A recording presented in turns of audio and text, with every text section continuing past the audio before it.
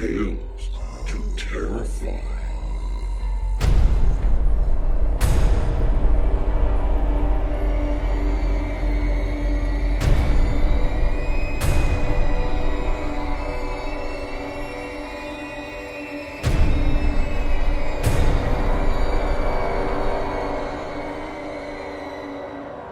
Good evening, children of the night.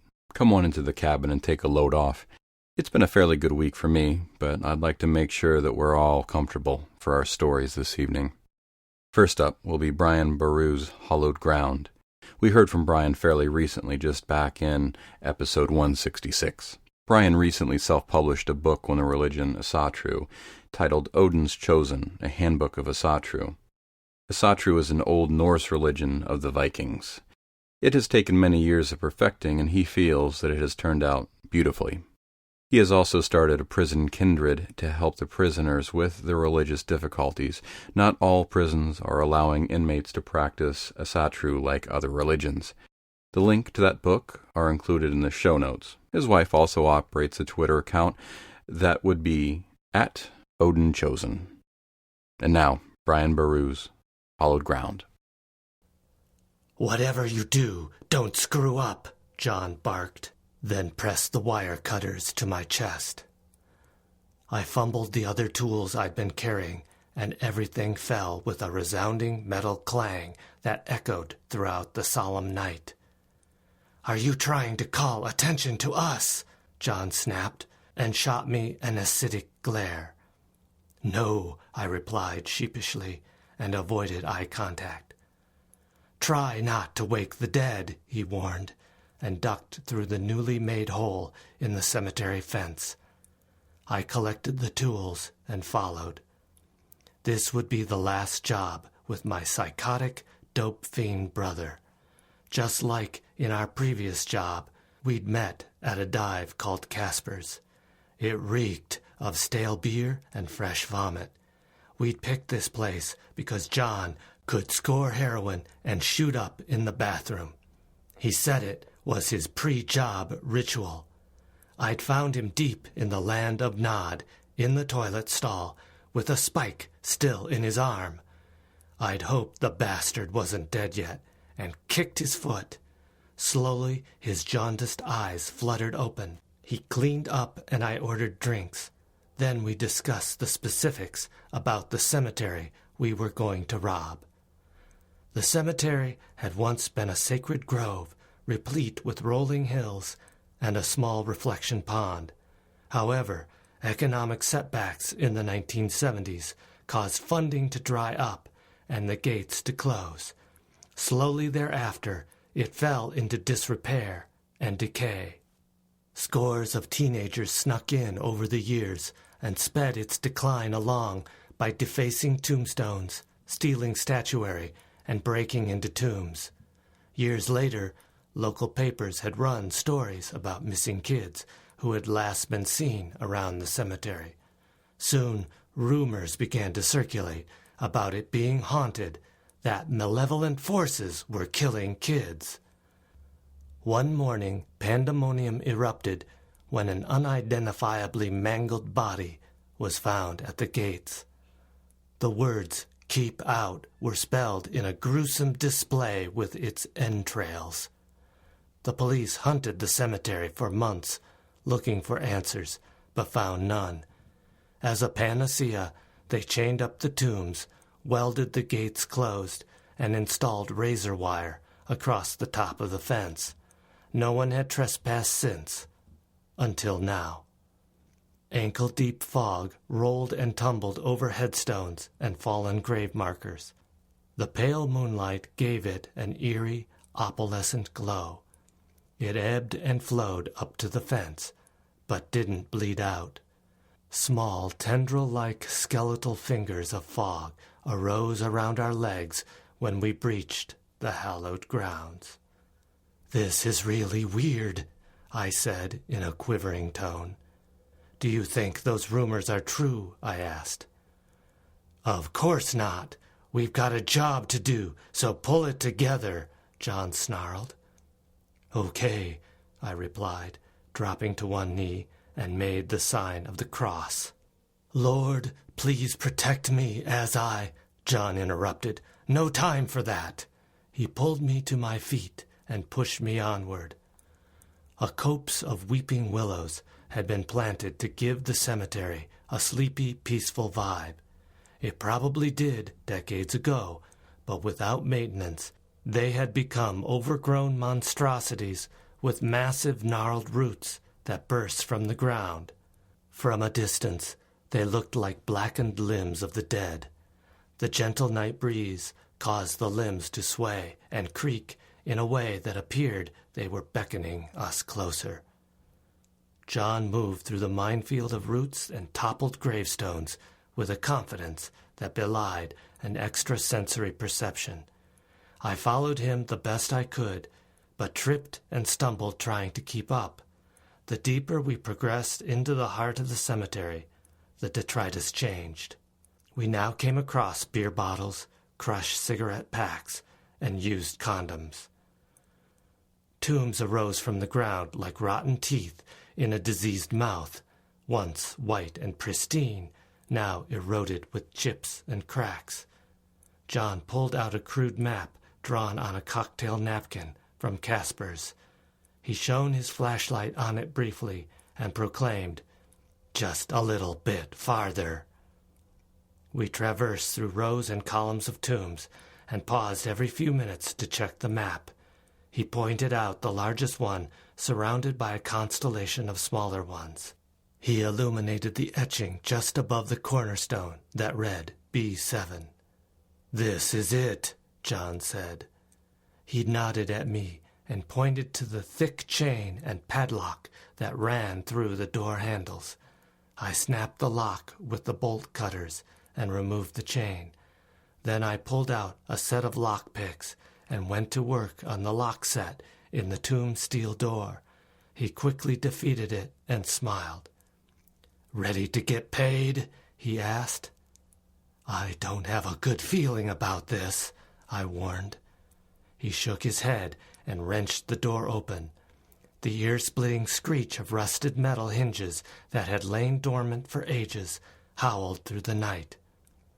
"Damn it," he cursed, and a blood-curdling moan caterwauled in the distance. I looked at him with terror in my eyes.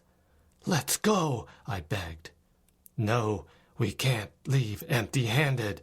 He'll kill us if we do," John reasoned. "I can't do this alone. Please." He entered the abysmal darkness, and I begrudgingly followed. John flicked on his flashlight, and dust particles danced and floated in a light they'd been denied for eons. The light illuminated a large bronze casket resting on a stone edifice. "Come on," he urged, and wedged a pry bar in one end of the burial lid. I wedged one in the opposite end, and we pried it open. The stench of rot rolled out and hung in the stale air. "Hold the flashlight," John said, and rummaged through the coffin. "What are we looking for?" I asked. "Don't know. He told me I'd know it when I found it," he replied. "Just hurry up so we can get the hell out of here," I demanded. John rifled through the dead man's pockets. "You want to do this?" he snapped. Just then, its cold, rotting hands shot up and closed around his neck. A soul-jarring scream emitted from John as he futilely tried to break its grip. With a preternatural strength, it pulled John to its mouth and tore into his neck. Arterial blood pumped and sprayed across the wall. The cadaver sat up in his coffin with blood and gore dripping from its mouth. I looked on in horror while this monster slaked its thirst on my brother. John was dead within seconds. I dropped the flashlight and ran for my life. Later that night at Casper's, my employer sat across from me. "I take it Everything went well? He asked. I stared into the space between us and said, I didn't expect it to be so horrific. He pushed a fat envelope across the table. Hesitantly, I reached for it and brushed his frigid hand. That was my last time, I told him as I pocketed the money. He raised an eyebrow and said, What if I double your fee? I sighed.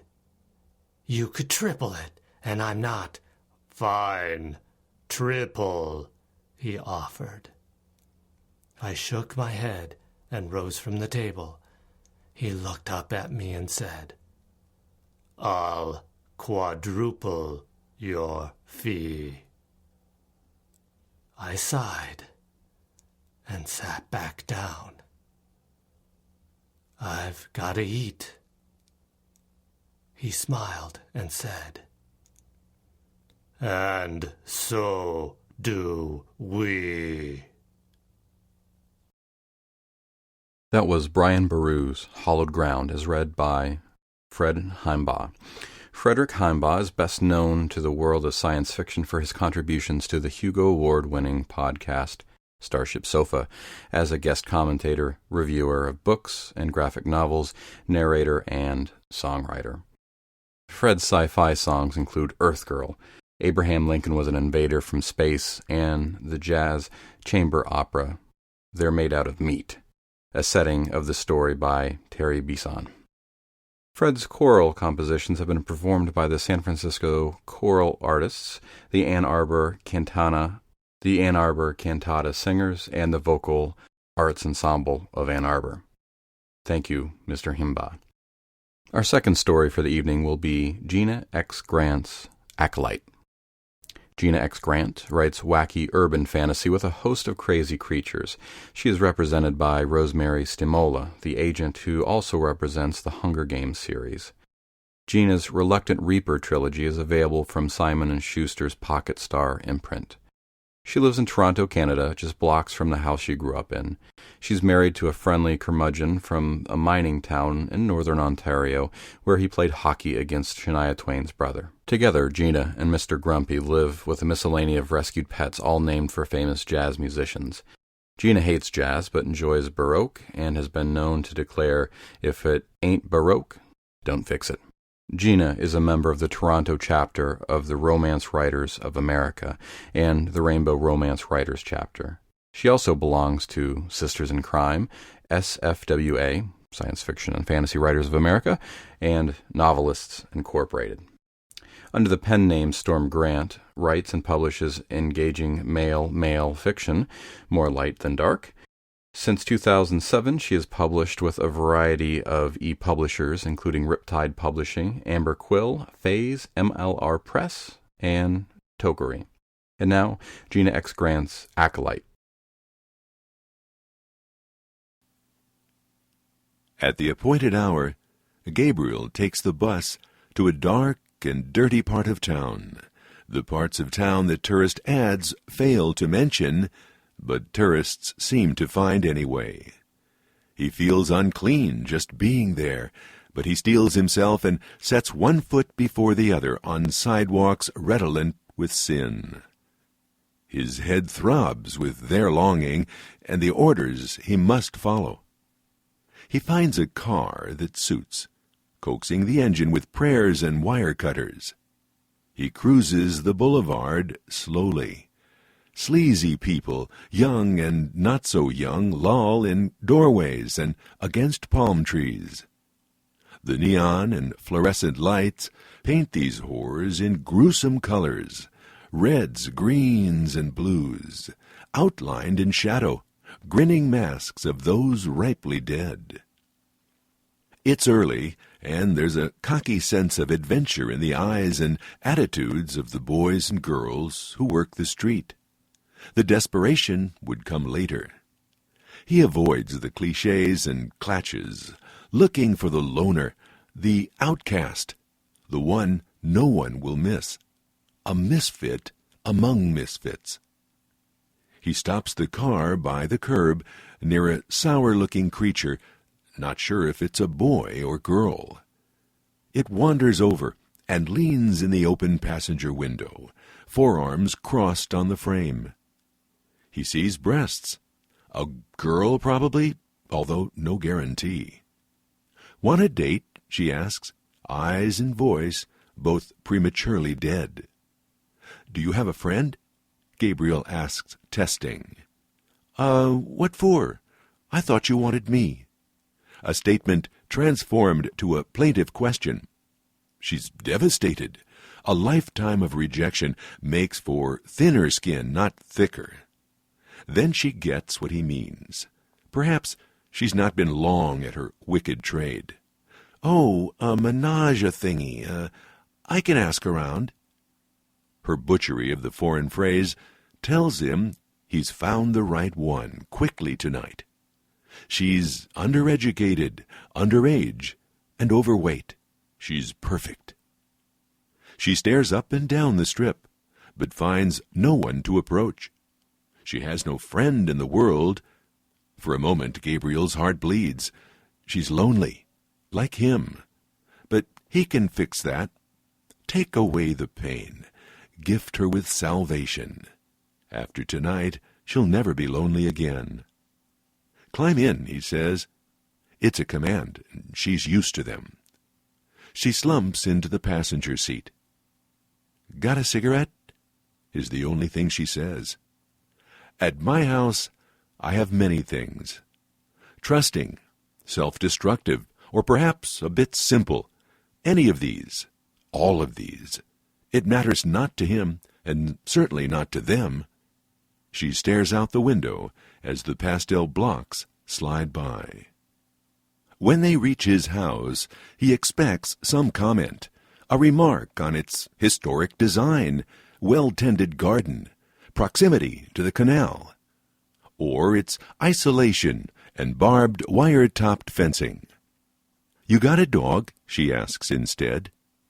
It's a child's question, and he doesn't bother to answer. She doesn't seem to expect one. She gulps the iced tea he gives her. Sinning is thirsty work. She slops a bit on her chest, where her deep neckline displays tiny breasts and a bad case of heat rash. The drug kicks in quickly, and she topples from her chair. She flails about on the tile, reminding him of a favorite childhood pastime when he clipped the wings from a palmetto bug and braced it on its back. Fascinated by the struggle to right itself, to survive. They never did. He smiles at the fond memory. Her limbs flop about, her control gone, pink foam dribbling from her waxy red mouth. There's fear in her eyes, animal fear. The drug transfigures her scream to a strained whimper, like shouting in a nightmare. But she won't wake up from this. So simple, so elegant, death in a glass of iced tea. The Dieffenbachia, for silence, he grows in his garden. The jellyfish, for paralysis, he collects on the beach. The river gods don't like dead prey, although once they've killed it, they often let it age before consuming it. He knows this. He knows it all. He's been watching them for a long, long time. Gabriel turns on his stove, watching the girl while the burner heats. When he lays the pads of his fingers on the glowing red element, he hears the sputter and crackle, smells burnt meat, and sees the wispy gray smoke rise from his hands. But the pain is grim in its absence. There, on his kitchen floor, he strips her, baring breasts and vulva. Truly a girl after all. Next, he must purify her inside and out. With tender care, he scours her body, a handful of Spanish moss serving as his brush.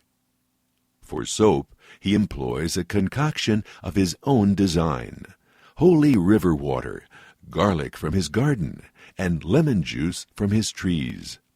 The final ingredient is common household bleach, a banal but effective antiseptic obtained from the local convenience store. It stings, he knows. He's used it as both purge and purifier during his own fast of 2 days and nights.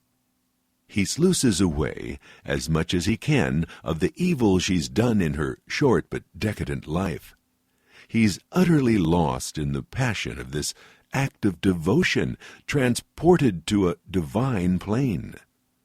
When he comes back to himself, he sees her skin is raw in places. Sometimes he's carried away in his zeal. He kisses and sucks these angry red spots, for he would not have etched them into her pasty skin unless the river gods so chose, and thus the wounds are holy. His palate stings with exquisite tastes: garlic, lemon, bleach, sweat, blood. Gabriel nearly swoons, but years of rigorous discipline have taught him to wait until final ecstasy is bestowed by their grace. He moves her to the screened-in porch at the back of his house. To tell the truth, her constant whimpering is getting on his nerves. She sounds like the dog she asked about earlier. He considers gagging her, but knows from prior experience they can still vocalize, so he doesn't waste his time. He snips a lock of her hair. It is stiff with dirt and gels. He secures it with a short length of pink ribbon, pink for girls, blue for boys, yellow for the one he couldn't determine even once it was naked. He places the memento carefully in the case with the others: black, chestnut, blonde, auburn, green. He removes the sole silver one, the only one tied with red ribbon. Raising it to his lips, he kisses it reverently. He misses his mother so much. Returning to his kitchen, he cleans and polishes with care, preserving the room's holiness for next time. The whore's clothing is stowed in a plastic shopping bag, which will be disposed of when he returns the borrowed car in the early dawn. He'll have trouble driving then. He always does after his ecstasy, the euphoria of rapture remaining with him for days. He shudders at the prospect of pleasure, his head and his cock throbbing in rhythm. Completing his undertaking in the kitchen, he returns to her side. He croons reassurances, telling her it's going to be all right, and lifting her gently, carries her to his backyard. With reverence, he paces off exactly 100 steps from his back porch to the sacred altar. 20 more paces across its wooden planks places them well out over the water. The moon is high, and the stars shine bright. He kisses her moist forehead and lays her gently down. A mosaic of dark stains marking the spot, a testament to those who have gone before her. The canal was once an angry and unpredictable river where the god-kings roamed and ruled at will. Evil, ignorant men have harnessed the divine river, a desecration of their holy homeland. They still rule here, but in secret and under the cover of night. They depend on Gabriel to bring them sacrifices befitting their majesty. Gabriel's lived all his life in this house by the canal. He was born there, a glorious and painful birth, as he was told repeatedly, and for which he was punished repeatedly. His mother first showed him the river gods when he was 7, acquainting him with their hunger, teaching him to satisfy their want. She had no holy potion, such as Gabriel concocted, nor was one needed. His father was a man of habit. He drank. He beat them. He passed out. Gabriel didn't miss his father very much. When he was old enough to hear the call himself, he understood and answered immediately. The cessation of pain and orgy of bliss were worth it. His mother would have been pleased. He loves this industrial area. The house, built far from town by his grandfather, is the only residence for miles. The canal is wide here, permitting good-sized vessels to dock at the warehouses flanking his property. These neighbors are dark for the night, depending on Dobermans and high-tech security systems to keep out the unwanted. Gabriel relies on the darkness, the isolation, and the privacy fence topped with barbed wire and broken bottles to shield his sacrament from the prying eyes of the unclean. He switches on a light installed just below the water surface. They're waiting. They're always waiting, light glinting off their scaly hides and yellow teeth. A hollow of hunger surrounds them. Although they've lived millennia, they've never learned patience. They begin to grumble and cough. "Shh, my masters, soon," he begins the sacred rite. "Holy masters, which art in the river, hallowed be thy names. Thy meat has come, thy will be done, on land as it is in the river. I give you this day your living meat. Forgive me my sins, as I forgive this evil sinner. And lead me not into temptation, but deliver me from evil. For thine is the river, and the power, and the meat for ever and ever. Amen." The pounding in his brain is exquisite as he makes the final preparations to his portly gift. He prolongs this part. It thrills him to have the power, and the greater his suffering now, the more intense his reward is when it's done. He runs his hand over her belly, the burns on his fingertips leaving damp trails. He suckles her breast, tasting and scenting her fear. She fears rape. She fears wrongly.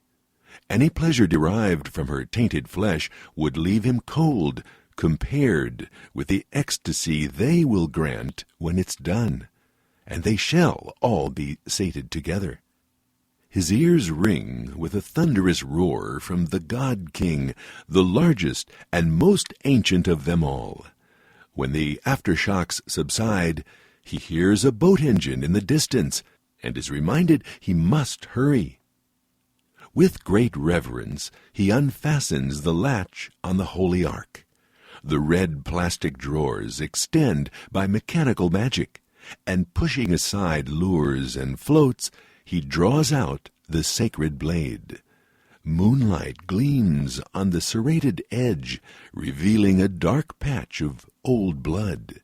This is unacceptable and must be purified. In penance, he licks and suckles at the blade as he fed at her teat a moment before. His untainted blood must replace that of the sinner, rendering the blade and the vessel worthy again. He licks the sharp edge just once.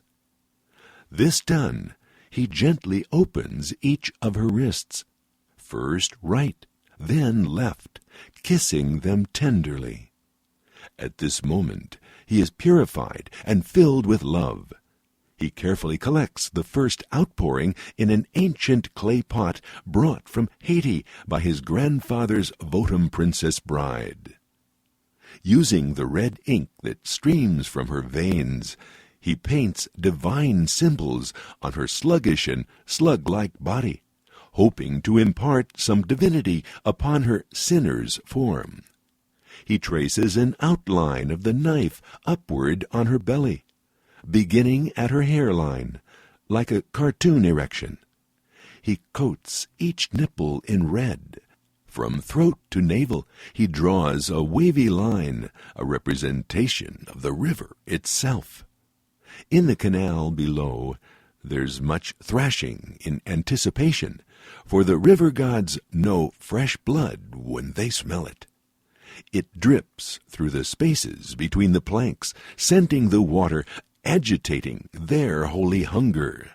Golden eyes glow just above the surface, their snouts making darker shadows upon the black water. He coats her legs with blood to symbolize birth. There is much blood remaining, and he trembles with joy. In his famished state, his hands shake, and he can barely control the urge to chug the blood that will cleanse his very soul. Through this unworthy vessel, the river gods consecrate him. This is their blood I drink. This is their body I eat. He raises the cup to his lips, allowing a thin trickle to cross his tongue. It mixes with his own that seeps from the gashes made by his holy knife.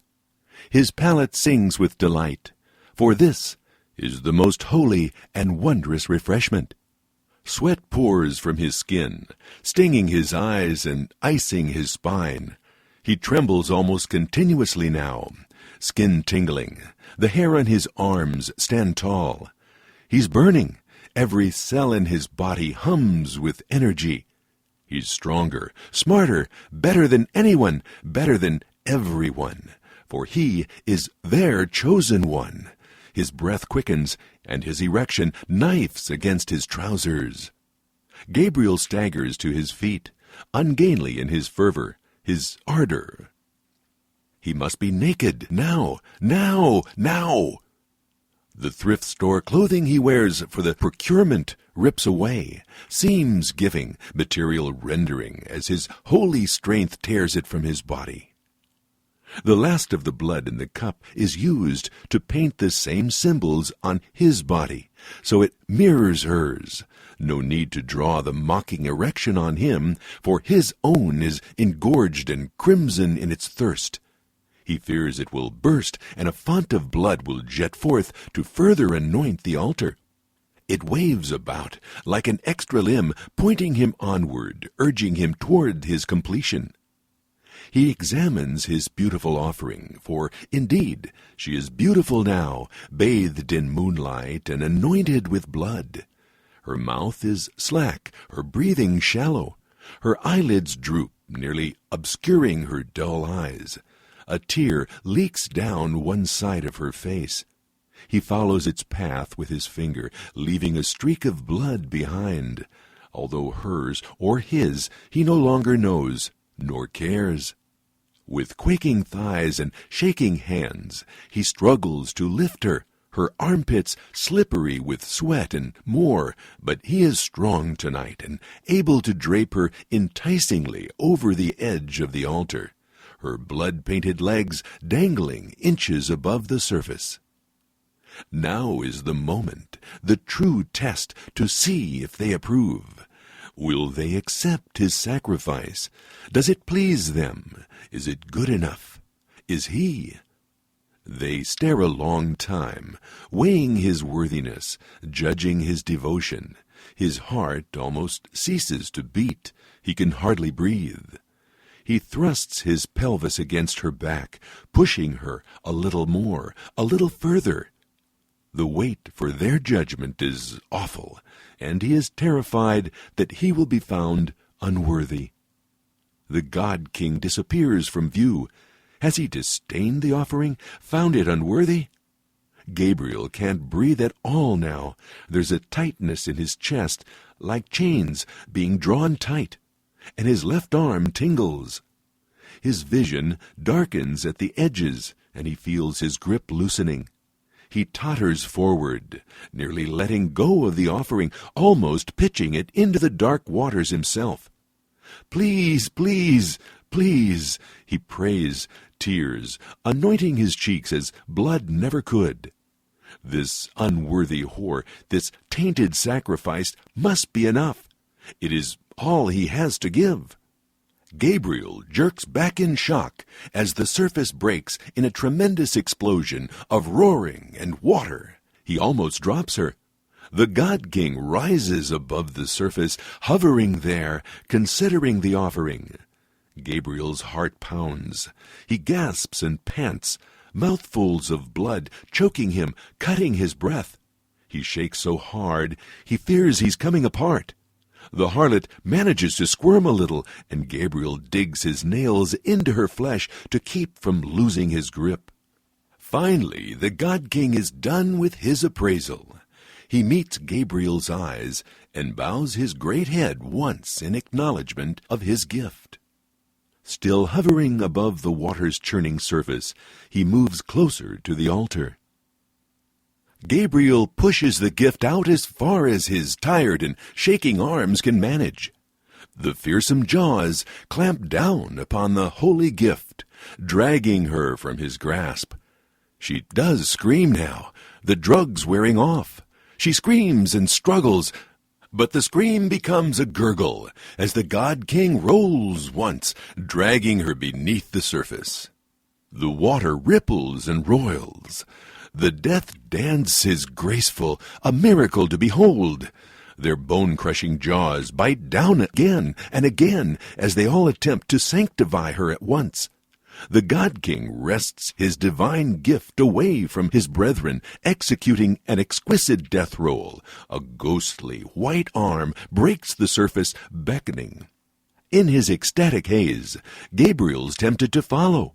The God King sinks from sight, hauling the unrecognizable mass to the bottom, finally drowning his living offering.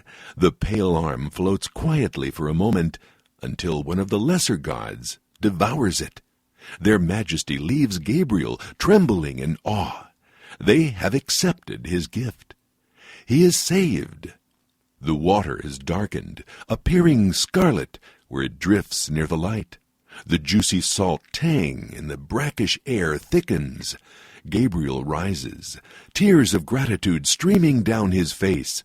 He backs away in reverence and staggers to his house, barely reaching the screened-in porch before collapsing. He stuffs his fist in his mouth and bites down hard, drawing more blood. The pleasure is exquisite, worth all pain and risk. His penis swells and jerks, orgasm overtaking him as he comes and comes until he comes blood. And so the cycle renews. A day, a week, 6 months. It's not his place to know. They'll hunger for divine sacrament, and it will begin again. The gray ache behind his eyes, building until the pain is shattering, and he must act. Gabriel knows. He's been lucky, satisfying the river gods with these dirty sinners, his humble offerings. But one day soon, these tainted whores won't be enough, and the river god will call for him, a summons he will have no choice but to answer. That was Gina X. Grant's Acolyte, as read by Pete Fallico. As a teenager, Pete wanted nothing more than to become a full-time disc jockey. His dad wanted him to become an educator instead. Studying the human voice in college seemed a happy medium, and a 36-year career as a speech therapist ensued. Helping people communicate during the day while playing jazz recordings at night on a local radio station soon became a comfortable compromise. Pete began programming jazz on the radio in the San Francisco and Monterey Bay areas in 1975. His efforts have been heard on radio stations KKUP, KPEN, KUSP, KRML, and KCSM. His show was initially called Doodlin', after the Horace Silver classic, but it soon evolved into the Doodlin' Lounge, where fantasy prevailed and emphasis was placed on Blue Note recording artists and hard bop grooves. Shows like these and others are now podcasts that are heard from Pete's website, www.doodlinlounge.com. He is one of the hosts of Evening Jazz on KCSM, the Bay Area's jazz station. Also can be found at www.kcsm.org. Along with his radio broadcasts and home studio podcasts, Pete has been involved in the voiceover business since 1985. He has been the voice of many Silicon Valley software companies, as well as the narrator for numerous documentaries. Pete is the founder and executive director of a non-profit organization called the Jazz Organ Fellowship, which can be found at www.jazzorganfellowship.org, and the owner of his own record label, Doodlin' Records, doodlinrecords.com. Links will be in the show notes. And that will be our show for the evening, children of the night. Take care of each other as you leave, and find us again here next week for another episode of Tales to Terrify.